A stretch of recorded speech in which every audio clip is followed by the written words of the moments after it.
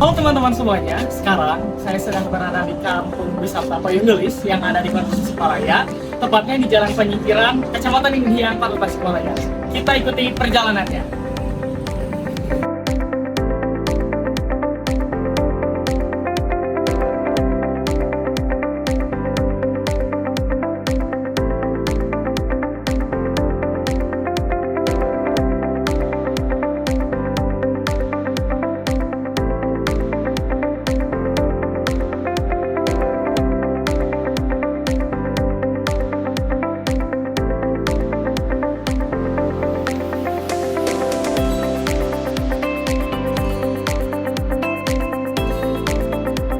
Salam Siliwangi People, kembali lagi bersama kami di Redaksi, Radar Edaran Aksi Sistem Informasi.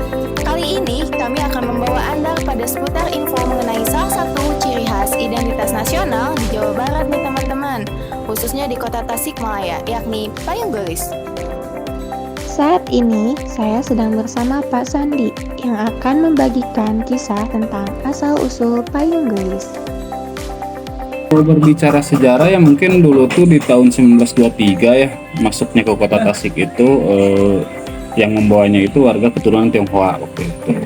Akan tetapi waktu itu 90% pekerjanya itu warga Penyingkiran. Dan waktu itu juga bukan Payung Gelis namanya, tapi Payung Siem. Payung Siem dulu. Nah, Payung Gelis sendiri lahir di tahun 1950-an kalau nggak salah itu. Itu pun menurut penuturan dari almarhum kakek saya. Untuk bahan utama kita yang harus ada itu bambu sama kayu, terus kertas. Itu bahan paling utama itu, karena memang untuk kertas sendiri dibutuhkan sampai akhir. Untuk bambu sendiri itu untuk pembuatan di kerangkanya. Kalau boleh tahu kertasnya itu yang dipakai kertas apa ya Pak? Kalau kertas sekarang yang dipakai kertas Samson.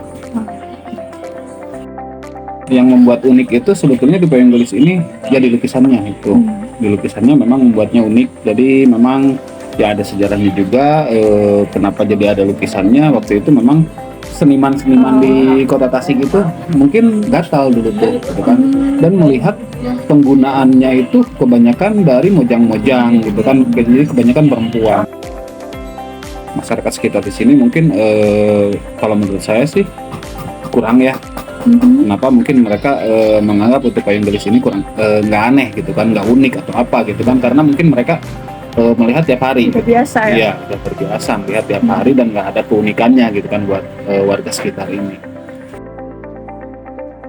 Karena dalam produksi kita itu sebetulnya di SDM, sumber daya manusia, ya. Sumber daya manusia kita memang lebih banyak, kebanyakan kita memang orang tua gitu. Dan untuk anak mudanya itu memang kita agak menemui kesulitan. Minat anak mudanya ya Pak? Anak mudanya. Jadi kita memang mengeluarkan beberapa varian baru. Kita mengikuti zaman gitu kan. Contoh seperti sekarang ini banyak-banyaknya tempat-tempat ngopi. Tasik aja dulu gitu kan, tempat-tempat ngopi, tempat-tempat wisata yang baru gitu kan. Ya kita menyesuaikan dengan tempat-tempat tersebut. Kalau misalkan kebutuhan mereka itu Payung Gelis ini harus terlihat siang malam, kita usahakan menggunakan lampu di bawahnya, jadi supaya nyala.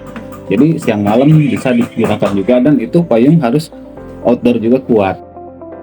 Kebudayaan Payung Gelis telah diwariskan dari generasi ke generasi, menjadikannya bagian yang tak terpisahkan dari identitas budaya Tasikmalaya. Warisan budaya ini harus terus dilestarikan agar tidak hilang di telan zaman.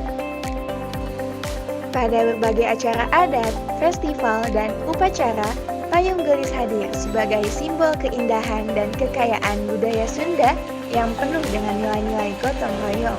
Dengan melibatkan berbagai elemen masyarakat dan memanfaatkan teknologi, Payung Gelis bisa terus menjadi ikon budaya yang tidak hanya membanggakan Tasikmalaya, tetapi juga Indonesia. Kita sebagai generasi muda wajib untuk melestarikan ciri khas bangsa guys.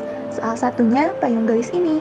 Kita perlu menanamkan rasa cinta dan bangga terhadap kesenian daerah, sehingga kita akan tertarik untuk memperluas wawasan mengenai budaya dan tradisi bangsa. Setiap langkah kecil yang kita ambil bisa berdampak besar dengan melibatkan diri dalam berbagai kegiatan pelestarian. Kita tidak hanya membantu menjaga keindahan budaya ini, tetapi juga memberikan inspirasi kepada generasi mendatang.